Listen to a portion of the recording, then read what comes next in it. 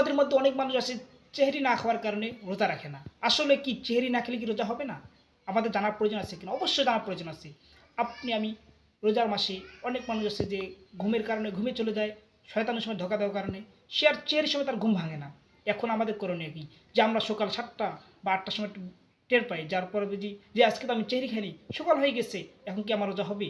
এখন জানানোর প্রয়োজন আছে যে যদি কোনো ব্যক্তি চেহারি না খায়, এটা হচ্ছে চেহারি কাউকে সুন্নত, কোনো ব্যক্তি যদি খায় তাহলে এটা সওয়াব পাবে। আর যদি কেউ চেহারি না খায় তাহলে তার রোজা হয়ে যাবে। এই অবস্থায় যদি রোজা রাখে, টের পাওয়ার পর কোনো কিছু পান না করে, তাহলে রোজা হয়ে যাবে। আর যদি কোনো কিছু পান করে তাহলে কিন্তু রোজা হবে না। তাহলে বোঝা গেল চেহারি খাওয়া আপনার আমার জন্য সুন্নত। আমরা চেহারি খাবো, এটা আপনার আমার জন্য সওয়াব।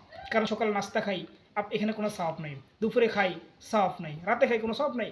কিন্তু আল্লাহ রাব্বুল আলামিন এখানে রমজান মাসের চেহারির মধ্যে একটা ফজিলত দিয়েছে। এই রমজান মাসের চেহারি যদি কেউ খায়, তার আমলনামায় সওয়াব লেখা হয়। তাহলে আমরা চেষ্টা করব, যারা অনেকে আছি আমরা চেহারি খাই না, রোজা রাখি, এরকম না করি। আমরা একটু হলে কিছু হলেও খাবো, পান করব। পান করে পর খাইলে তাহলে আমাদের শূন্যটা আদায় হয়ে গেলো, আমরা সব হয়ে গেলো, রোজাটা আমাদের দিনে সুন্দর যাবে।